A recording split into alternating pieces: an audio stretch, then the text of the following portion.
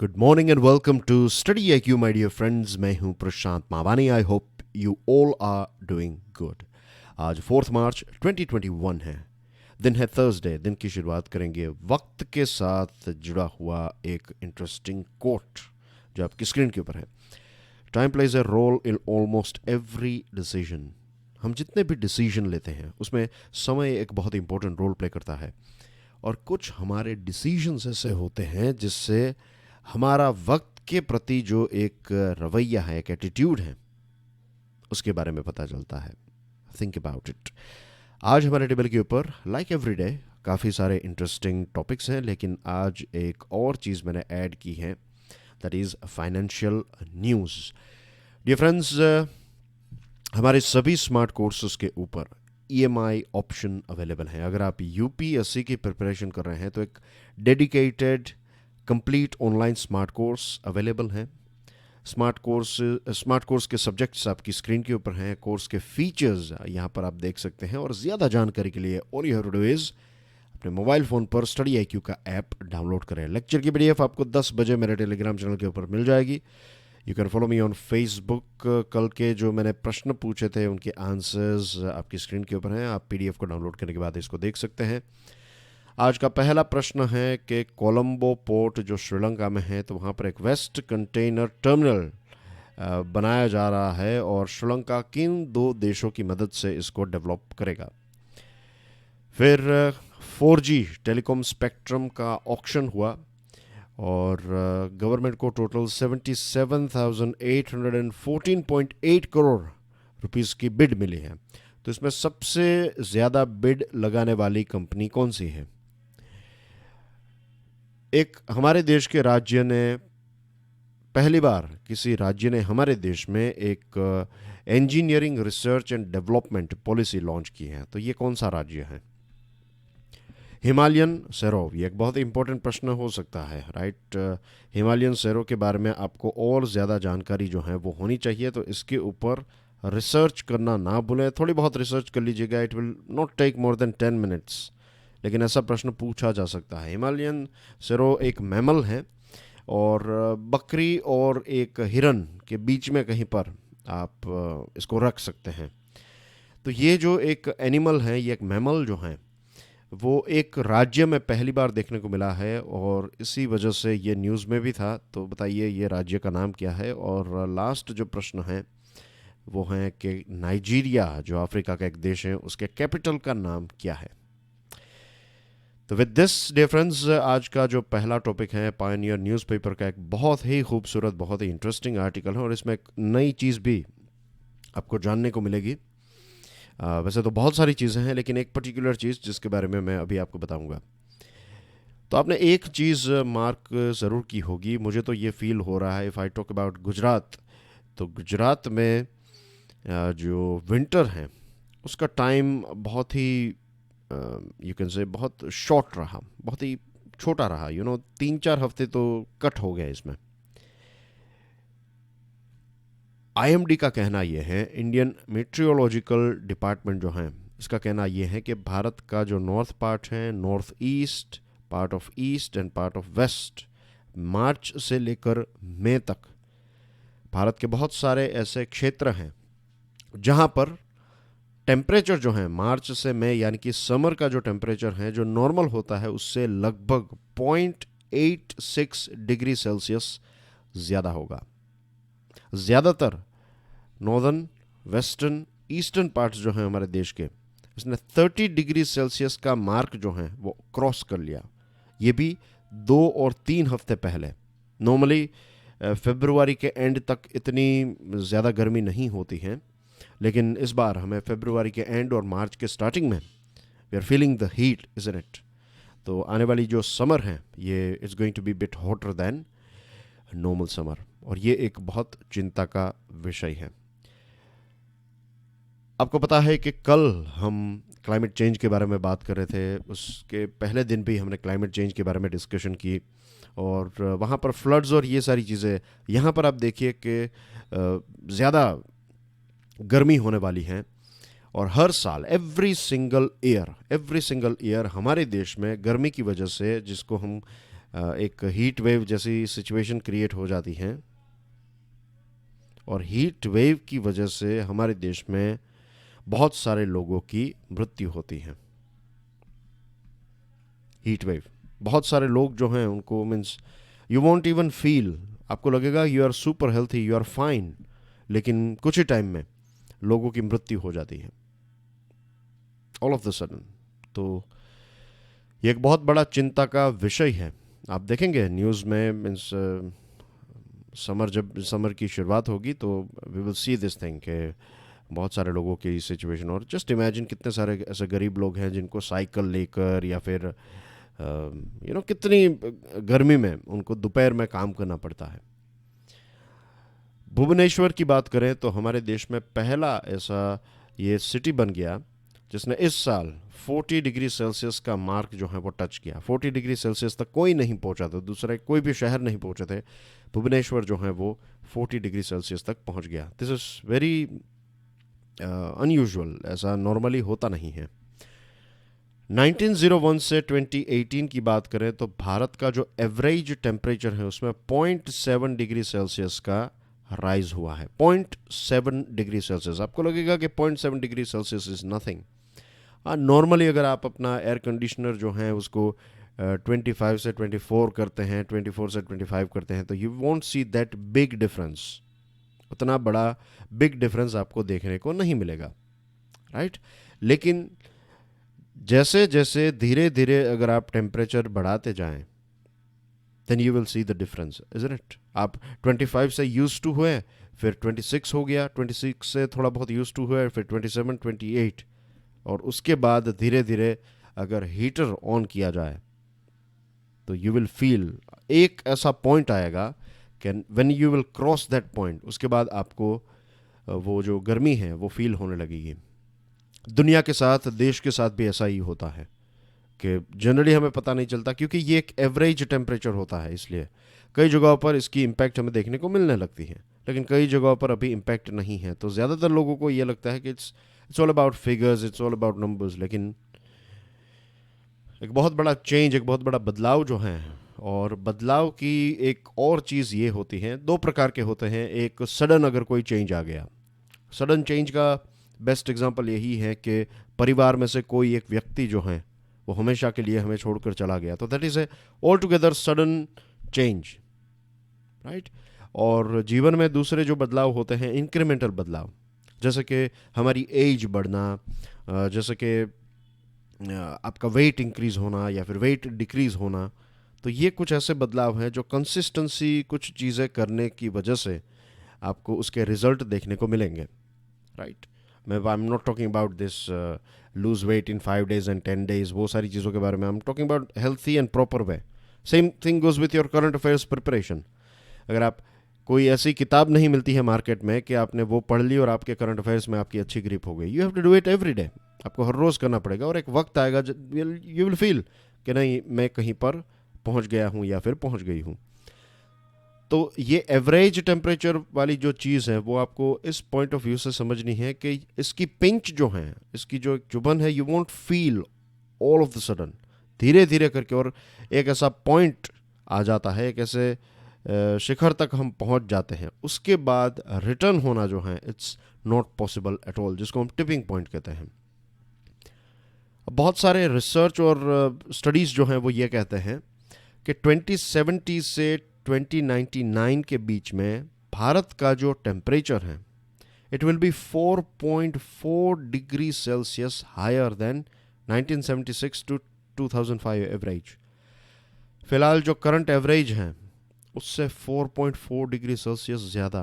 Can you believe it? Let's just imagine कि आप चूरू राजस्थान में रहते हैं, यू आर ऑलरेडी फेसिंग 49, 48 के आसपास, राइट? कई बार तो 50 डिग्री सेल्सियस भी टेम्परेचर हो जाता है। Just imagine, I am not saying कि वहाँ पर 54 हो जाए, जस्ट इमेजिन कि वहाँ पर 51 हो जाए पूरे 2 महीने तक।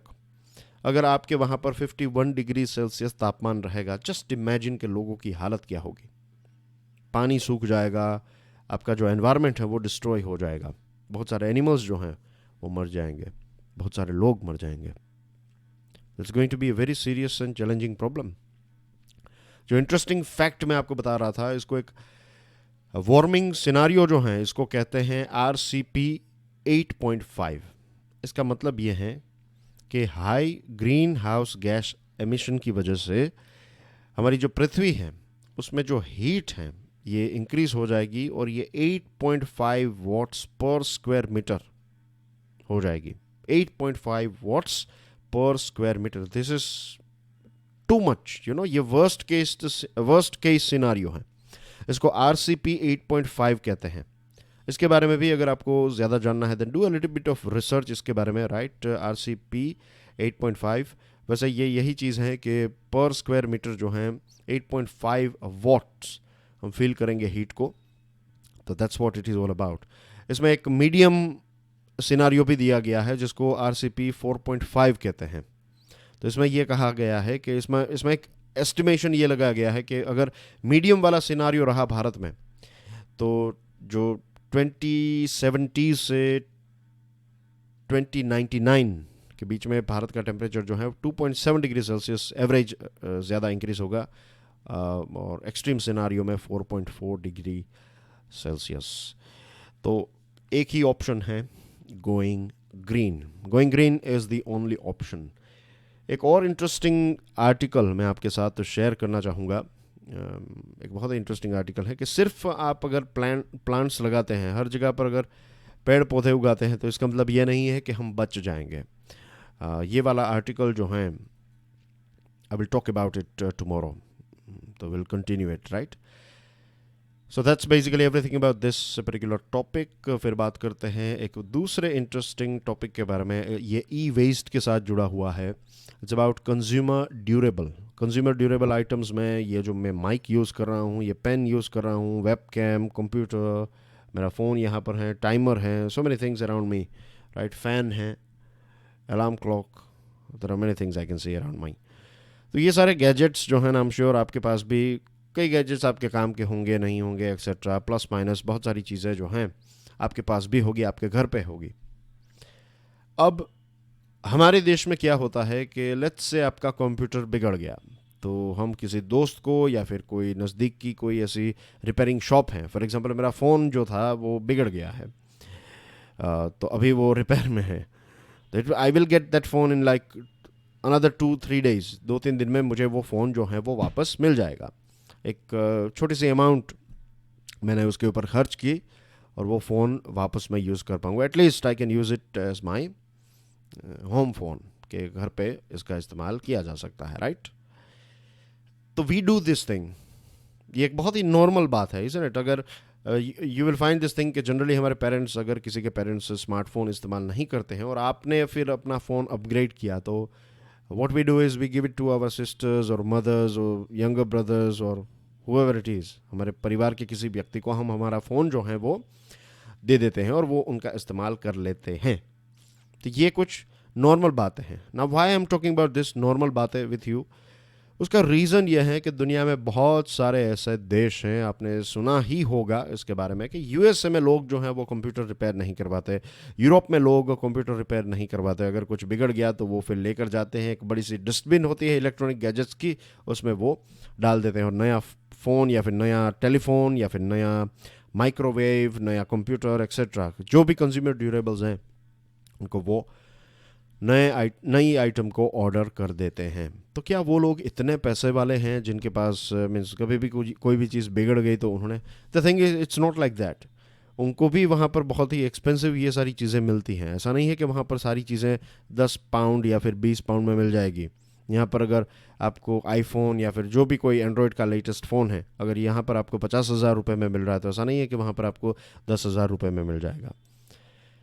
द ओनली थिंग इज़ कि वहाँ पर रिपेयरिंग के चार्जेस जो हैं वो बहुत ज़्यादा हैं। हमारे यहाँ पर रिपेयरिंग के चार्जेस जो हैं वो इतने ज़्यादा नहीं हैं। उसके पीछे भी ऑब्वियस रीजंस हैं, क्योंकि हमारे देश में पॉपुलेशन ज़्यादा है। पॉपुलेशन ज़्यादा यानी कि हर एक डिपार्टमेंट में आपको ज़्यादा लेबर, काम करने वाले लोग जो हैं वो मिल जाएंगे, और काम करने वाले लोग ज़्यादा मिल जाएंगे और दूसरी तरफ उतना ज़्यादा काम भी अवेलेबल नहीं होता है। तो डिमांड एंड सप्लाई की बात करें तो कंज्यूमर जो हैं इज़ अ किंग और इज़ अ क्वीन, और काम करने वाला व्यक्ति जो है उसके पक्ष में इतनी ज़्यादा चीज़ें नहीं होता as far as this sort of jobs are concerned. लेकिन यूरोपियन देश में अगर कोई ऐसा व्यक्ति है जो कंप्यूटर्स को रिपेयर कर सके तो ट्रस्ट में वो बहुत पैसे वाला बन सकता है। वहाँ के रूल्स एंड रेगुलेशंस और कल्चर को थोड़ा बहुत एक बदलाव लाना पड़ेगा। हमारे यहाँ पर हम रिपेयरिंग के ऊपर फोकस करते हैं, वहाँ पर वो नए प्रोडक्ट के ऊपर फोकस करते हैं। तो ये भी एक वे ऑफ सीइंग थिंग्स है, ये भी एक कल्चर है जिसकी इम्पैक्ट हमारे डिसीजंस के ऊपर होती है। हमारे देश में लगभग चीज़ों के ऊपर 1 साल की वारंटी होती है और उसके बाद आप पैसे पे करके चीज़ों को रिपेयर करवा सकते हैं। How it works. Now the thing is कि ये जो कंज्यूमरिज्म या फिर ये जो रिपेयर ना करना और डायरेक्टली बिन में फेंक देने की जो सिस्टम है फर्स्ट वर्ल्ड यानी कि अमीर देशों की, ये जो आदत है, इसकी वजह से एक बहुत बड़े अमाउंट में ई वेस्ट पैदा होता है, इलेक्ट्रॉनिक वेस्ट। इलेक्ट्रॉनिक वेस्ट में बहुत सारी चीज़ें जैसे कि मर्क्यूरी हैं, लेड हैं, ऐसी कुछ आइटम्स हैं जो मिट्टी के साथ मिल जाती है, पानी के साथ मिल जाती है और बहुत सारे प्रकार के अलग अलग डिजीज़ भी होते हैं। एनवायरमेंटल पॉइंट ऑफ व्यू से देखें तो भी ये काफ़ी रिस्की है। लेकिन यूरोपियन यूनियन जो है एक ऐसा क्षेत्र है, एक ऐसी जगह है जहाँ के लॉयर्स और वहाँ पर हमें ये भी देखने को मिलता है कि सिर्फ पैसों की वजह से वो हमसे या फिर दुनिया से आगे नहीं है, थिंकिंग के पॉइंट ऑफ व्यू से भी वो काफ़ी आगे हैं। जैसे हमने डिजिटल वर्ल्ड या फिर ये जो उनका डेटा प्रोटेक्शन और इन सारी चीज़ों के साथ जुड़ा हुआ जो लॉ है वो भी काफ़ी एडवांस है। इसी प्रकार से यूरोपियन यूनियन एक राइट टू रिपेयर नाम का एक लॉ लेकर आ रहा है, जिसमें अगर आप लेट्स से मोबाइल मैन्युफैक्चरर हैं या फिर रेफ्रिजरेटर बनाने वाली कंपनी है तो आपको ये मेक श्योर करना पड़ेगा कि जो स्पेयर पार्ट्स हैं वो 10 सालों के लिए अवेलेबल रहें। यूरोपियन लॉ जो है ये बेसिकली एक चीज़ कहते हैं प्लान्ड ऑब्सोलेंस। प्लान्ड ऑब्सोलेंस यानी कि जानबूझकर आपने कोई ऐसी चीज़ इस्तेमाल की है आपके प्रोडक्ट में जिसकी वजह से वो प्रोडक्ट जो है वो 1-2 सालों के अंदर बिगड़ जाएगा और उसके बाद जैसे ही आपकी वारंटी ख़त्म होगी वो प्रोडक्ट बिगड़ जाएगा और उसके बाद वो कस्टमर जो है वो फिर से उसी चीज़ को ख़रीदने के लिए निकलेगा। तो आपका बिजनेस जो है रिपेयरिंग में 10 रुपये मिले लेट्स से और नया फ्रिज किसी ने आपका ख़रीदा तो आपको 100 रुपये का फ़ायदा हुआ। ऑफ कोर्स आप 100 रुपये के फ़ायदे के बारे में सोचें, लेकिन एक व्यक्ति का 100 रुपये का नुकसान भी कहीं ना कहीं हो रहा है। तो ये चीज़ों को रोकने के लिए एक नया कानून लेकर आ रही है विच इज़ वेरी इंटरेस्टिंग। और ये इस प्रकार की चीटिंग जो है एक प्रकार की, इसको तो रोकेगा ही। इसी के साथ सबसे मेन फोकस जो है वो है ई वेस्ट को रोकना। एप्पल जो है उसके खिलाफ एक केस चल रहा है, डेको प्रोटेस्टे। पोर्तुगल में ये केस फाइल किया है एक प्राइवेट कंज्यूमर ऑर्गेनाइजेशन ने और इल्ज़ाम यह है कि जो आईफोन 6 है वो एक उसमें प्लान्ड ऑब्सोलेंस का इस्तेमाल किया गया है। वैसे ओके लेट इट बी, इस केस के बारे में मैं ज़्यादा बातचीत नहीं करना चाहूँगा, बट आई वुड से कि बहुत सारी कंपनीज जो हैं वो ऐसा डेफिनेटली करती हैं प्लान्ड ऑब्सोलेंस, जिससे आपका प्रोडक्ट ख़राब हो जाए और आप फिर से वही प्रोडक्ट को ख़रीदें। दूसरा जो प्रॉब्लम है ये सिर्फ इस चीज़ से, जैसे मैंने आपको बताया कि कल्चर जो है that is the most important thing. Consumerism, हर एक को नई कार चाहिए, हर एक को कुछ टाइम के बाद, अब तो ये ट्रेंड हो गया, मैं भी बहुत सारे ऐसे लोगों को देखता हूँ कि कुछ सालों तक अगर आप कोई फ़ोन इस्तेमाल करते हैं तो लोग आपको कहेंगे अरे यार अब चेंज कर लो अपना फ़ोन, कितने सालों से यूज़ कर रहे हो। बट अगर एक व्यक्ति के लिए वो फ़ोन जो है वो चल रहा है, बैटरी चल रही है, सारी चीज़ें जो भी उस पर्टिकुलर व्यक्ति का यूसेज है उस प्रकार से अगर वो फ़ोन परफॉर्म कर रहा है तो फिर वाई टू चेंज इट। तो ये जो कंज्यूमरिज्म है, it's not about being stingy. ये स्टिंजी होने की बात नहीं है, ऐसा नहीं है कि आप पैसे खर्च ही नहीं कर रहे हैं, it's not like that. When you need something you are spending money.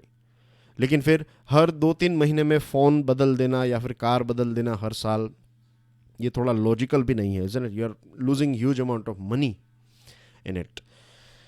तो ये शायद ग्लिटरी और शाइनी डिसीजंस लगे, लेकिन ये बेवकूफ़ी के डिसीजंस होते हैं। Anyway, the right path pioneer का एक आर्टिकल है।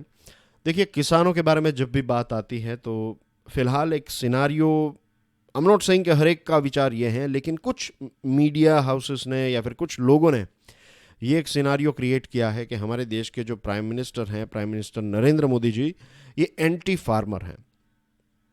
अब ये कहना या फिर मान लेना बहुत ही ईजी है, लेकिन जो सरकार ने लॉज बनाए हैं उनको अगर आप पढ़ेंगे तो आप पाएंगे कि इसमें कोई भी ऐसी चीज़ नहीं है कि, और कौन सी ऐसी सरकार होगी जो लगभग देश की 50% पॉपुलेशन, 40% तो है ही, लेकिन लगभग 50% जितनी पॉपुलेशन खेती बाड़ी के साथ जुड़ी हुई है, तो उनको नुकसान पहुंचाकर आपका ही नुकसान होगा, आपकी पॉलिटिकल पार्टी हार जाएगी, राइट। फिर हमारे देश में हर साल हज़ारों किसान जो हैं वो आत्महत्या करते हैं। उसके पीछे मेन रीज़न ये है कि उनके ऊपर इतना ज़्यादा कर्ज बढ़ गया है। एक व्यक्ति कर्ज बढ़ने पर दो चीज़ें करेगा, या तो means can do three things. एक तो आप अपने पैसे जो हैं वो वापस लौटा दीजिए, जो भी आपको देना है वो आपने वापस दे दिया, that is one thing. Second thing is एक व्यक्ति सुसाइड कर लेगा क्योंकि अब वो पैसा नहीं दे पा रहा है, he is feeling very ashamed of it. और तीसरी चीज़ है कि वो कह देगा कि भाई नहीं देने, एनपीए, राइट, नहीं हो पाएगा, हाथ ऐसे खड़े कर दिए कि I can not do anything, पैसे नहीं है मेरे पास, दैट्स इट, जब होंगे तब दूंगा। तो ये तीन ऑप्शंस में से किसान सुसाइड इसलिए कर रहे हैं, राइट, क्योंकि ऐसा नहीं है कि वो पैसे वापस नहीं देना चाहते, उनकी मजबूरी ये है, उनको शर्म आ रही है, दे आर सो मच, उनको इतना इन्फीरियर फील हो रहा है कि उनको ये लगता है कि इस जीवन से अच्छा है कि मर जाना। और सबसे ज़्यादा गरीब छोटे किसान जो हैं उनकी ये सिचुएशन होती है। छोटे किसानों को सीड्स खरीदने के लिए, फर्टिलाइजर्स खरीदने के लिए, पेस्टिसाइड्स खरीदने के लिए, पानी के लिए, हार्वेस्टिंग के लिए, हर चीज़ के लिए को पैसे बोरो करने पड़ते हैं। क्या बैंक्स उनको लोन देती हैं? The thing is no, banks loan नहीं देती हैं क्योंकि बहुत सारे कागजात, और छोटे किसान के पास कागजात भी नहीं होते। तो फिर जो मनी लेंडर्स हैं, लोकल जो मनी लेंडर्स हैं, उनसे वो पैसे लेते हैं जिसका इंटरेस्ट रेट काफ़ी ज़्यादा होता है। तो ये एक कॉमन नॉलेज है हमारे देश में। नेशनल क्राइम रिकॉर्ड्स ब्यूरो के आंकड़ों को देखकर हमारी सोसाइटी का खून नहीं खोलता है, राइट। ना तो किसी ने वायलेंस किया, ना तो बॉर्डर सील की, ना तो ट्रैक्टर रैलीज निकाली, ना तो नेशनल मोन्यूमेंट को सीज किया, ना तो वायलेंस हुआ, कुछ नहीं हुआ। हर साल ये एनसीआरबी के आंकड़े जो हैं वो हमारे सामने आते हैं। इसमें क्लियरली होता है कि कितने किसानों की मृत्यु हुई, कितने किसानों ने आत्महत्या की, नॉट मृत्यु हुई, आत्महत्या की। लेकिन हमने कभी भी ऐसी कोई रैलीज नहीं देखी। यहाँ पर जो दिल्ली और इन जगहों पर, पंजाब, हरियाणा और वेस्टर्न उत्तर प्रदेश के जो एपीएमसीज हैं, उनके जो मिडल मैन हैं, जिनको अरहातिया या फिर अरहाटिया कहते हैं, तो ये लोग काफ़ी पावरफुल हैं, वेल कनेक्टेड हैं, एज वी हैव सीन कि कैसे उन्होंने कितने सारे ट्रैक्टर्स, कितने बड़े बड़े इंजन वाले ट्रैक्टर्स हमने रैली में देखे। आप रियल मीन्स हम सब आप गांव जाते ही होंगे, गए भी होंगे, आप ही पूछिए आपने कब एक छोटे से किसान के खेत में इतना बड़ा ट्रैक्टर देखा था। You won't find this sort of tractors in छोटे किसान के वहाँ पर, या फिर, और हमारे देश में लगभग 80% जितने ऐसे छोटे किसान हैं। तो ये लगभग फ्री में या फिर बहुत ही कम दाम में आप किसानों से सामान इसलिए ख़रीद पाते हैं क्योंकि किसान को बैंक पैसे नहीं देती है। नेक्स्ट ईयर भी बच्चे की पढ़ाई के लिए, सीड के लिए, ये सारी चीज़ों के लिए अगर पैसे चाहिए तो फिर आपको किसान, एक गरीब किसान को इन्हीं मिडल मैन के पास जाना पड़ता है। तो ये जो ट्रैप है, ये जब सरकार तोड़ना चाहती है एपीएमसी का, तो फिर लोगों ने विरोध किया, लेकिन उनकी मृत्यु के ऊपर कोई विरोध नहीं कर रहा। ये एक बहुत ही आयरोनिकल चीज़ है, इज़न्ट इट। फिर नरेंद्र मोदी साहब ने ये भी बताया, सरकार ने ये बताया है, बजट में भी कहा है कि गवर्नमेंट जो है वो छोटे किसानों के लिए काम कर रही है। और अगर आप उनकी सरकार के द्वारा लिए गए डिसीजंस को देखें तो सरकार प्रमोट कर रही है कि ग्लोबल मार्केट में किसानों के प्रोडक्ट्स पहुँचे। प्रोसेस्ड फूड, आप सिंग दाने जो होते हैं, राइट, ग्राउंड नट जो हैं, उनको ऐसे ही बेच देंगे, you won't find that much money, you won't get that much money. लेकिन अब अगर आप उसको प्रोसेस करके उसमें से ऑयल निकाले या फिर उसको पैक करके बेचें, then you will get more money. तो किसी ना किसी प्रकार का प्रोसेस करके फूड को बेचना, तो इससे किसानों को ज़्यादा पैसे मिलेंगे। दूसरी चीज़ कि ये जो भी इंडस्ट्री और फैक्ट्रीज आप लगा रहे हैं, तो ये गांव-गांव में लगे, ताकि एक किसान का बेटा या फिर बेटी है, कोई नौजवान है या फिर कोई भी व्यक्ति है, उसको जॉब चाहिए तो उसी गांव में उनको मिलेगी, उनको माइग्रेट नहीं होना पड़ेगा। और जब किसान अपनी मंडीज़ के बाहर, ये एपीएमसी के बाहर अगर सामान बेच पाएँ, राइट, तो उनको सारे ऑप्शंस मिलेंगे, पीएमसी की जो मोनोपोली है वो चली जाएगी। इसी के साथ सरकार ने एग्रीकल्चर क्रेडिट टारगेट जो है वो 16.50 लाख करोड़ रुपीस रखा है, इंफ्रास्ट्रक्चर का फंड 40,000 करोड़ और इंक्रीज़ किया है, और माइक्रो इरिगेशन का फंड जो है उसको भी डबल किया है। तो अगर हम ये मान लेते हैं, मीन्स जो भी ऐसे लोग हैं जो कहते हैं कि सरकार एंटी किसान है, तो ऐसी बिल्कुल बात नहीं है, आंकड़े और बहुत सारी चीज़ें हमारे सामने हैं। फिर एक टॉपिक है रेप एंड मैरिज। एक ऐसा मोरक्को जो है एक देश, उसमें ये नियम था, मीन्स एक लॉ था कि एक लड़के ने एक लड़की के ऊपर रेप कर दिया, केस चला, और फिर लड़का अगर ये कह देता है कि मैं इस लड़की के साथ शादी करने के लिए तैयार हूं, तो फिर रेप का केस जो है वो रफा दफा। That's it. लड़की की मर्जी है नहीं है, दैट्स अ डिफरेंट थिंग। लड़के ने बता दिया कि मैं शादी करने के लिए तैयार हूं, तो फिर दैट्स इट। तो it's like a licence to rape, ऐसी चीज़ थी। अब दुखद बात है कि हमारे देश में सुप्रीम कोर्ट में ऐसा एक केस चल रहा है, और सुप्रीम कोर्ट जो हैं उन्होंने एक महाराष्ट्र गवर्नमेंट के एक एम्प्लॉय को ये पूछा कि क्या आप शादी करेंगे इस महिला के साथ। जब वो छोटी बच्ची थी, 16-17 साल की समथिंग, माइनर थी बेसिकली, तो उस टाइम पर इस व्यक्ति ने उस लड़की का रेप किया था, बार बार रेप किया था। और अब जब कोर्ट में केस पहुंचा है, वो लड़की अब एडल्ट है, लेकिन कोर्ट ने ये पूछा कि क्या आप उनके साथ शादी करेंगे। तो ये एक ये मोरक्को या फिर इस प्रकार के देशों से हम एक्सपेक्ट कर सकते हैं, लेकिन हमारे देश में एक डेमोक्रेटिक कंट्री में इस प्रकार की चीज़ें जो हैं, ये this is not acceptable at all. और फिर ये जो वकील हैं उन्होंने रिप्लाई दिया कि उनके क्लाइंट जो हैं वो ऑलरेडी उनकी शादी हो चुकी हैं, तो वो सेकंड मैरिज नहीं कर सकते। What is this? In his petition, the accused recounted the allegations that he sexually abused the girl since she was in high school, and also that he had threatened the minor. ये बताया कि इसने माना है कि ये चीज़ इस व्यक्ति ने उस लड़की के साथ की थी। दूसरा जो एक केस है, उसमें एक प्रॉमिस करके, मैरिज की प्रॉमिस करके एक व्यक्ति को, और ऐसा नहीं है कि मैरिज की प्रॉमिस करके, इसमें भी बहुत सारे गलत केसेस होता है। ऐसा नहीं है कि हर बार लड़कों का कसूर होता है। बॉयफ्रेंड गर्लफ्रेंड है, फिर कुछ नहीं जमा, और फॉर वट एवर रीज़न उन्होंने फिर अलग हो गए, तो कई ऐसे केसेस भी होते हैं। ये ग्राउंड रियलिटी की बात है।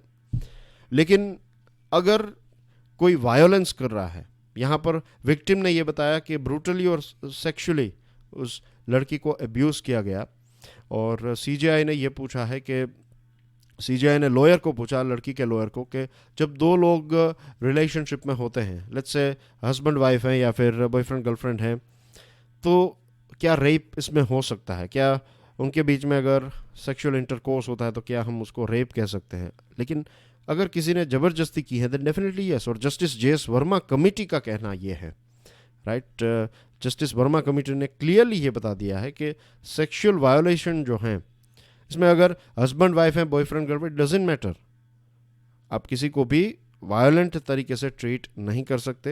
ये क्लियर चीज़ है। दूसरा एक केस भी है, European Commission of Human Rights in CR versus UK. इसमें यह बताया है कि a rapist remains a rapist regardless of his relationship with the victim. तो आई होप कि ये जो केस है इसमें हमें जस्टिस देखने को मिले। अब फाइनेंशियल न्यूज़ के बारे में बात करें तो large Chinese FDI only in sectors critical for India. Bharat ने यह तय किया है, एक 3 प्रकार की कैटेगरीज कर दी हैं। एक कैटेगरी ऐसी कि चाइना से इन्वेस्टमेंट आएगा उन सारे क्षेत्रों में जहां पर भारत में इतनी ज़्यादा कंपनीज या फिर भारत की कैपेसिटी नहीं है। तो ऐसे क्षेत्रों में अगर चाइनीज़ इन्वेस्टमेंट आ रहा है तो उसको अप्रूवल के लिए कंसीडर किया जाएगा। लेकिन जो ओपन डोर पॉलिसी थी कि ऑटोमेटिक रूट, ये सारी चीज़ें नहीं होगी, अप्रूवल तो लेना ही पड़ेगा। दूसरा जो टाइप है उसमें यह है कि एक ऐसी कंपनी जिसका हेडक्वार्टर कहीं अलग जगह पर है, लेट्स से हेडक्वार्टर होनोलुलु में है, लेकिन वाया हांगकांग अगर भारत में पैसे आ रहे हैं, तो that is your second category. And third is कि छोटा investment, small investment coming from Chinese investors.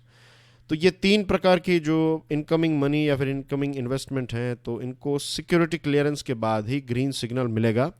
तो ये एक लेटेस्ट डिसीजन लिया है सरकार ने। फिर फिलीपाइंस को भारत ब्रह्मोस मिसाइल बेचने वाला है। Philippines will be the first country to receive BrahMos missile jointly developed by India and Russia. South China Sea में काफ़ी ट्रबल्स रहते हैं और ये हमारे डिफेंस एक्सपोर्ट के पॉइंट ऑफ व्यू से एक बहुत ही इंटरेस्टिंग न्यूज़ आइटम बन जाती है। भारत ने $100 मिलियन की डिफेंस क्रेडिट ऑफ लाइन दी है मनीला यानी कि फिलीपाइंस को। Manila is the capital of Philippines.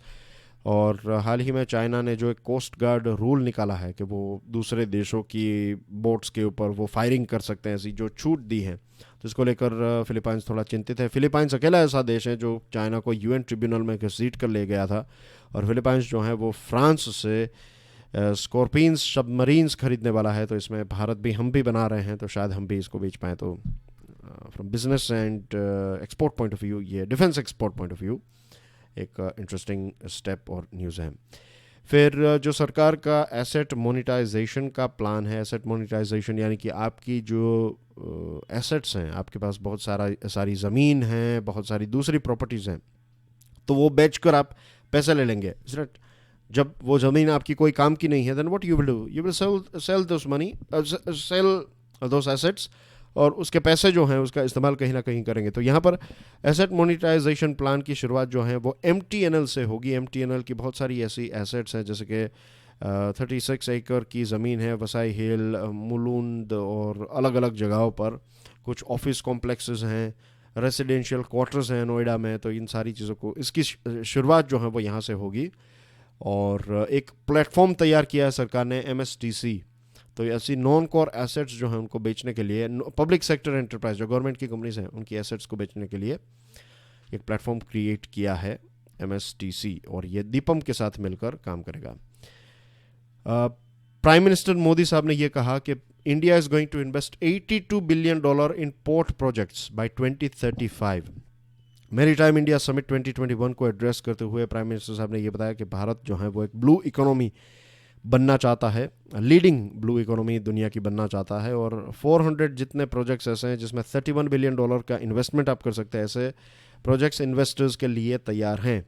Sagarmala project की बात करें तो 2030 से 2035 के बीच में 574 प्रोजेक्ट्स जिसमें 82 बिलियन जितना इन्वेस्टमेंट हो सकता है, तो ऐसे आइडेंटिफाई किए गए हैं बाय गवर्नमेंट ऑफ इंडिया।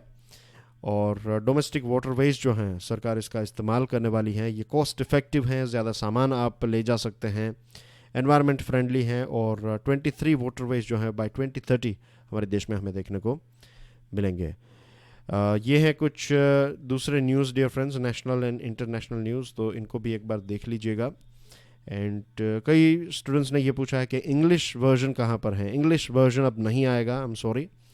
और डेली फाइनेंशियल न्यूज़ एनालिसिस अब नहीं आएगा अलग से। यहाँ पर आज मैंने पहली बार कोशिश की है कि मैं कुछ इम्पोर्टेंट फाइनेंशियल न्यूज़ को यहाँ पर ऐड कर सकूँ, तो let's see how it goes, it all depends, right. But for now this is something that I will follow, और फिर देखेंगे। तो anyway, enjoy your studies, God bless you all, जय हिंद।